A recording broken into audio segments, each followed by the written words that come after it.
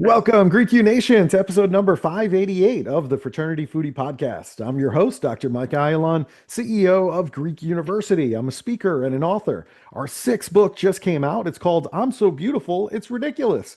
Unleashing and promoting strength, self-worth, and real sisterhood. So go and pick up that book on Amazon or Barnes & Noble today. We call these episodes the Fraternity Foodie Podcast because there is nothing like great food to bring college students together. Fun fact, feet can tell you so much about the overall health of a human being. One of our speakers, Dr. Louis Profeta, he wrote a recent post on LinkedIn and it was called In Praise of Podiatry. Dr. Profeta believes that every physician in America needs to spend a solid 2 months rotating with podiatry, especially ER doctors. He also said in that article, and I quote, "It's time we embrace our podiatry colleagues and advance our own holistic aptitude when it comes to feet, because all of our journeys in life usually start with a first step." And our next guest, of course, is Dr. Glen Robison. He is a diplomat of the American Board of Multiple Specialties in Podiatry, board certified in primary care in Podiatric Medicine. And Dr. Robison is a Jin Shin Jyutsu practitioner and certified Myopractor, training in releasing deep restrictions of motion in the body that resides at the root of our symptoms and ailments. Having applied the principles found in his book, it's called Healthy Dad, Sick Dad, for over 15 years, he has expanded his practice to include dietary approaches that address everything from fungal infections to diabetes. Welcome to the show, Dr. Robison. So good to be here. Hey, absolutely. It's a pleasure to have you on. And I have newfound respect for podiatrists after talking to Dr. Louis Profeta. I mean, he really begins every interaction with a patient in the ER by looking at their feet. He can tell so much about your overall health. And that's where he starts, which just kind of blew my mind a little bit when I started reading all of it. What's interesting about you is that you were told that you would never even make it into college because your ACT score was 7. So Right. what was going through your mind at that time when you got that ACT score back, and what just kept you from giving up? Well, when I say seven, that was the cumulative score. So, I'm sitting in my class and over the loudspeaker, it says, "Glen Robison, can you report to the office?" And everybody in class started laughing and like, "Oh, you're in trouble again." And so I get up from my back seat in the very back of the room, slowly walk through the class and walk down the long hallway. And I'm like, okay, what did I do? I've been here before, and the last person I want to meet is the high school counselor. And this guy was the football coach. He was the vice principal. He is the most feared man on campus. I mean, you would sweat just seeing him from across campus. And the last thing I want to do is be in his office. And so I get into the secretary, where the secretary's at, and she says, "Yeah, Coach Munson or Counselor Munson's ready for you." And I walk into the door, and he says, "Son, you don't need to sit down. This won't take long." He says, "You just got the lowest score in the state of Utah and the 5th lowest in the nation. Good luck getting into college. Go be a farmer like your dad, or go to Votech school." Wow. Handed me the paper, never told me the score, and I'm like, he says, "Get back to class." So I'm like, in my mind, I go, what is Votech school? I have no idea, never heard that before. And I says, I can't be a farmer like my dad because I had asthma. So I was like, and then I looked at my score and I said 7. I got like, oh, okay, lucky number 7. But I'm like, no, it wasn't too lucky. And so I'm like, well, okay, I have an option. I can retake the exam my senior year, which I did. And I got the same exact score, 7 again. So, the thing about taking it your junior year, you actually get 2 points for taking it your junior year. So I guess my score was a 5. So anyhow, but yeah, I was like, okay, I'm just going to go to college. I'm going to prove him wrong. I'm going to show him. And I sat on a course to find a way to get into college. Now, I sat in some of these rooms with the universities and colleges that would come into our school and try to recruit us. And they'd look at my score and they'd laugh at me. They go, "There's no way you're going to come to our university." They did not want to recruit me at all. But I had a college that says, you know what, we don't take ACT scores, so come here. So I actually got a scholarship, a $50 scholarship for being the senior class president, and I made it to college. And I went to college and I failed out my first quarter. So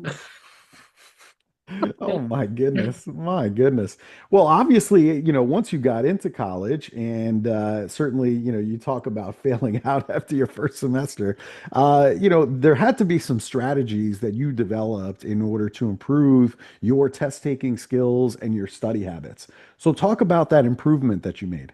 okay, so I'm going to take 2 years in one sentence. I Hmm. actually found out that first semester. I took 2 years off, Hmm. and I had to go find myself, um, which I really wasn't lost. I just had to really find out what I really wanted, uh, and then I got introduced to a few people that actually believed in me, and I made it back into college at a different college up in Idaho.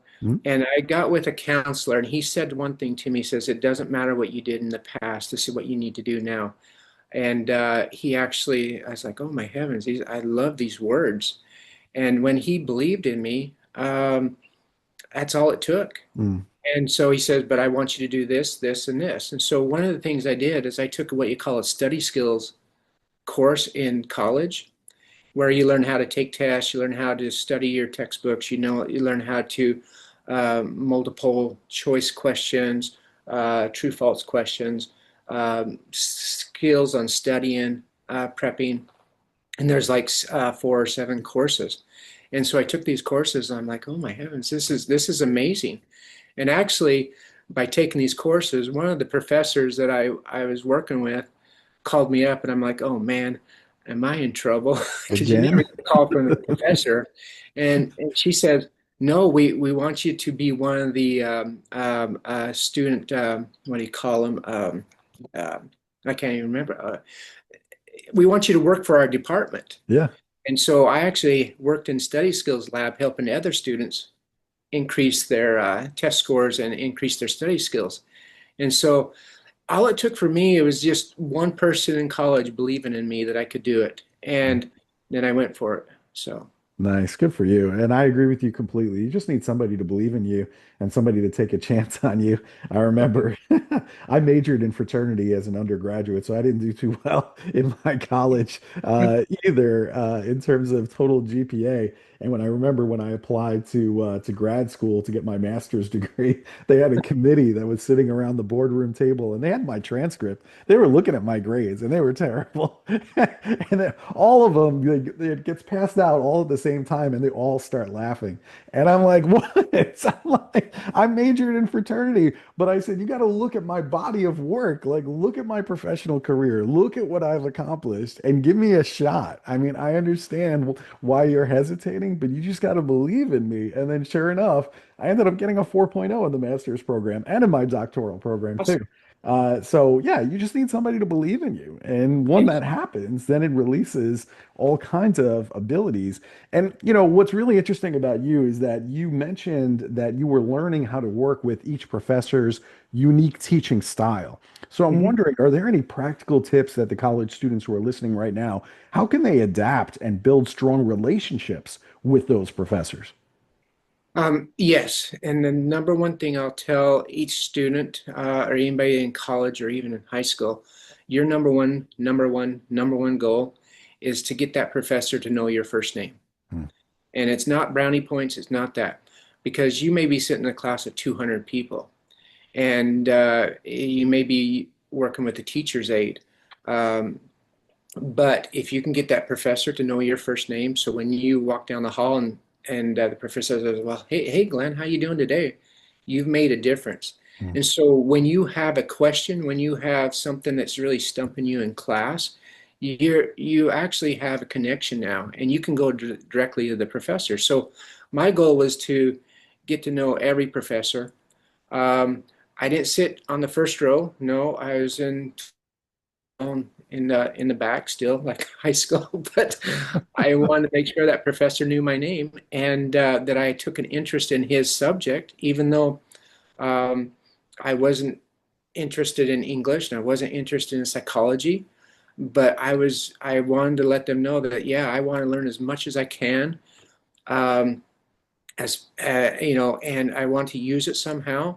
And I took a vested interest in their class. And so, which I'm going to jump springboard, but when I was in my residency, I was on my general surgery rotation. And the first thing that this surgeon said to me, who was a military surgeon, he says, I don't know if you can swear on this podcast. I'm not going to, but he says, what the are you here?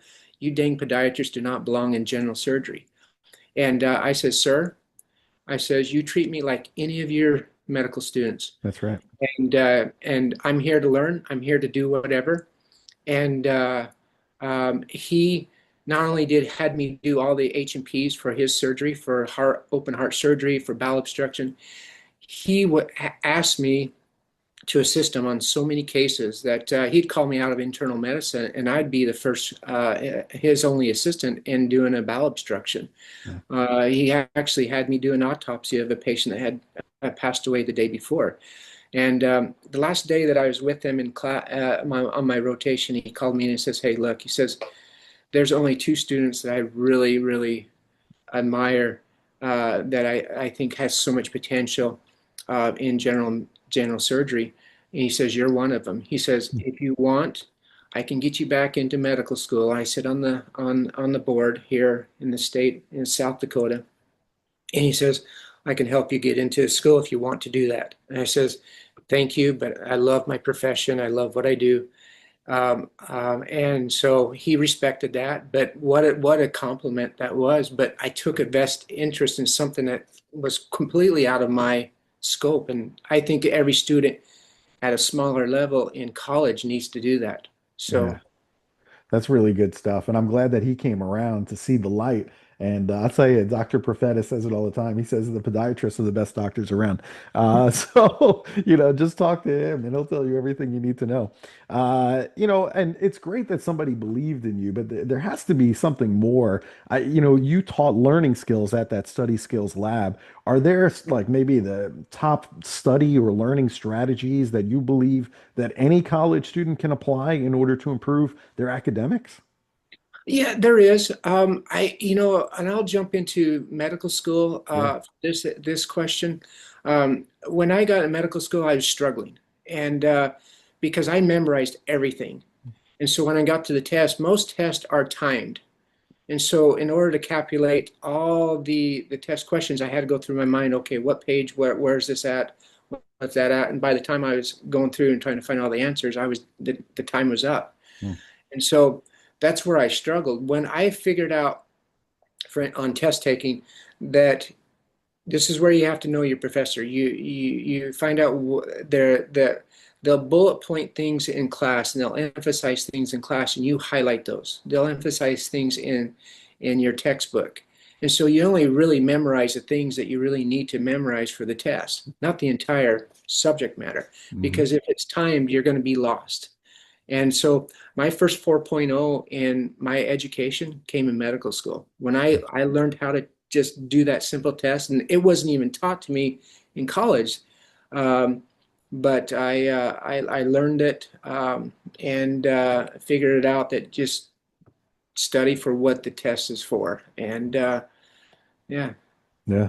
It's really interesting to me. I'm wondering what drew you to medicine. Was it that doctors made a lot of money and you figured you would do really well? And how did you discover that passion for helping people to heal?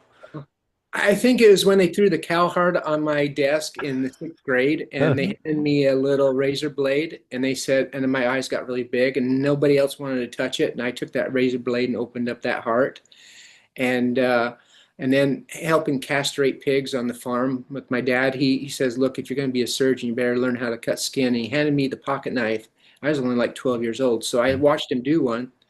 and I cut the skin and took out one testicle and then took out the other testicle in the pig, and then yeah, the little piglet went off, and there was hundreds of them we had to do. So I was thrown at things right off the bat as a young kid, and I think the one thing that really got me intrigued about medicine was when I was 10 years old, trying to figure out how to find a cure for asthma. I had a journal and I'd record what food I ate, what triggered the asthma, and I'd go running with the basketball on dirt roads, and I'd record how long I could go before the asthma attack, and I'd get on my bike and ride to the next town and write and record how long it took to get an asthma attack. And so I was really intrigued on, man, I just want to, I want to run, I want to do things like the other kids do, Mm. and I participate. And it frustrated me to sit on the sideline with my little inhaler saying, man, I wish I was out there.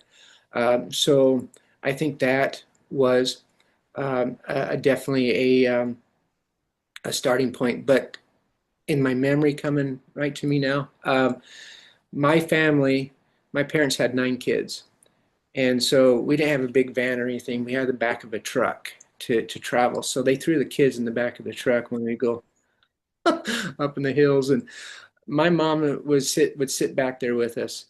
And I remember one time she says, Glen's going to be the doctor in the family. And I don't know what caused her to say that out of all my other brothers and sisters.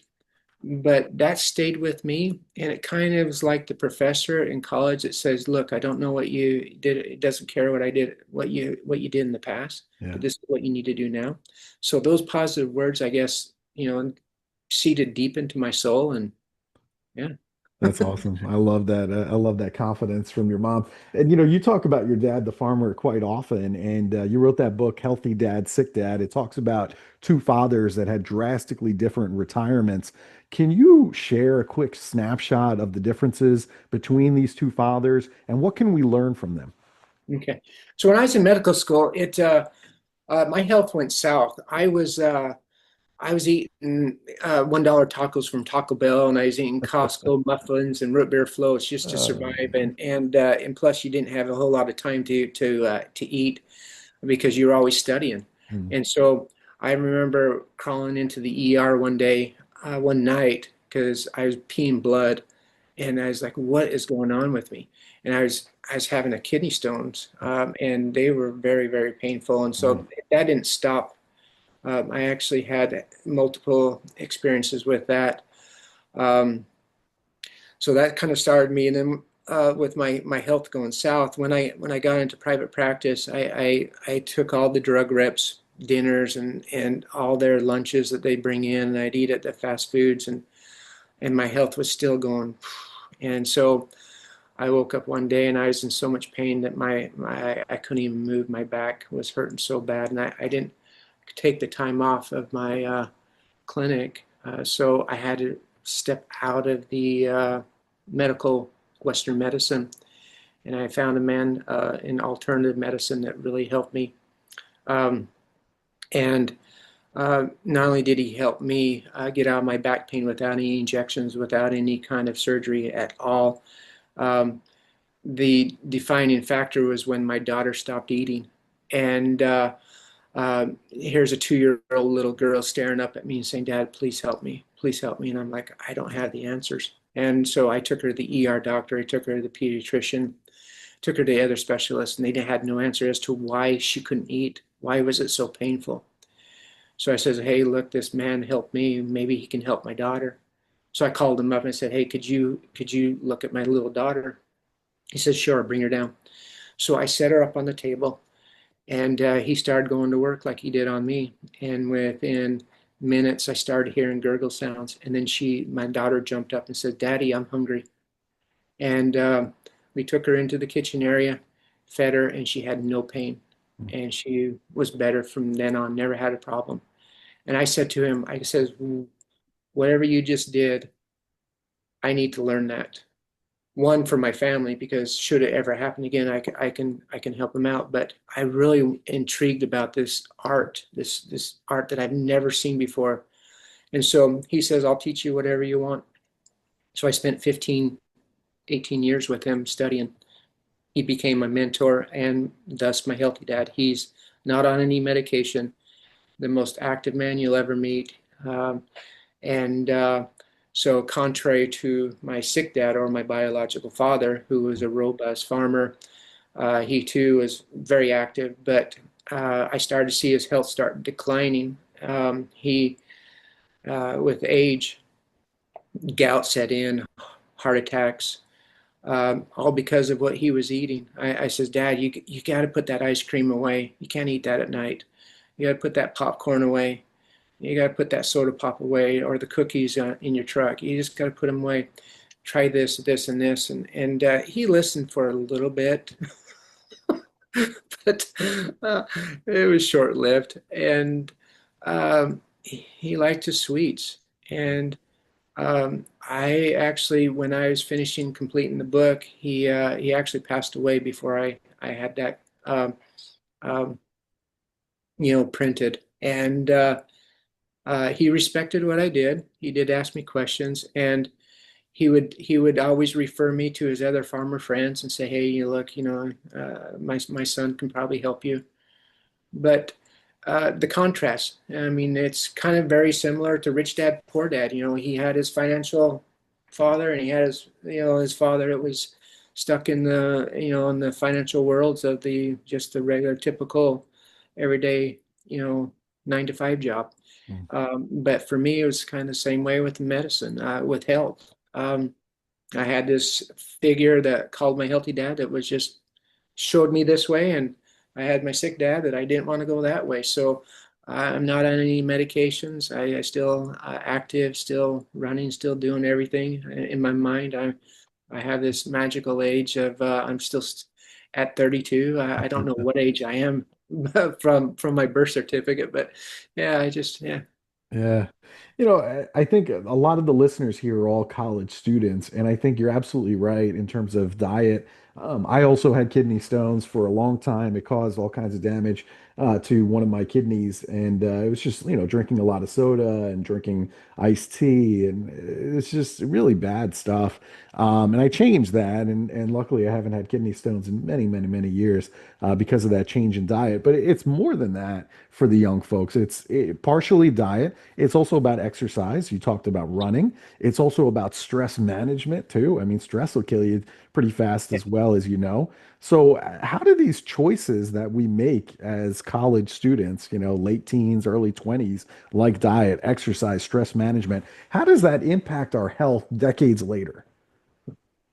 If they could see what's approaching them 10 to 15 years later, they would be doing everything I talk about in that book. In fact, that book was written for that college student. Mm, Unfortunately, when I was writing this book, they say, think of that one individual, and you write for them. mhm. Well, that book is on that shelf, and it hasn't sold a whole lot out there in the world, but I've sold a lot in my clinic Yeah. because I wrote it for the college student who's healthy, the college student that thinks there's nothing ever going to happen to him. For that college student, it's like, oh, the last thing they even think about is their health, because yeah, they're having fun, they're in Yeah. fraternities, they're doing whatever you do, and so they're not thinking ahead. And if they were just to, one, sleep is very vital. Getting the rest, these late night cramming sessions is not good for you, Hmm. but get some good night's rest. The time you eat, the quality you eat, and what you eat is so vital. Now, I'm not a component of eating breakfast. I don't believe in it, honestly. Um, they say you need food in the morning, but if you really understand where breakfast came from, started in the Industrial Revolutionary uh, era, where these people started going to work early, and they packed these little, kind of like lunches, but breakfast in their lunches, of bacon and sausages and all this stuff to help them, Hmm. in the morning. But in actuality, I don't think when you wake up, if you're, I always, do you eat when you're hungry, or do you eat for an appetite? And most people eat for an appetite. I eat when I'm hungry. So it may be 11, 12 o'clock before I eat, but I'm always drinking water and always keeping the fluids in.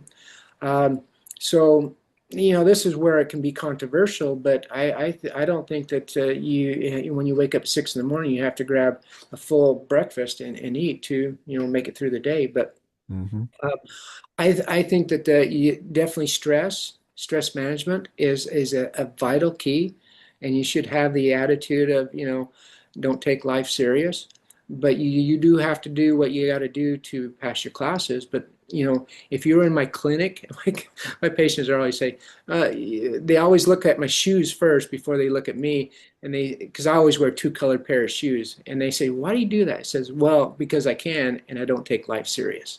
So yeah. Nice. I love it. Wow, this has been really, really informative. I love all of it. I hope that everybody listening, all the college students, will go and pick up your book. It's called Healthy Dad, Sick Dad. So, if our listeners, if they want to connect with you and buy the book, where should they go to pick it up? Right now, you can get it on Amazon, and you can actually go to my website, drglenrobison.com. You can actually see a bunch of things that I'm doing naturally, along with the things I do in podiatry. But you can also see my artwork.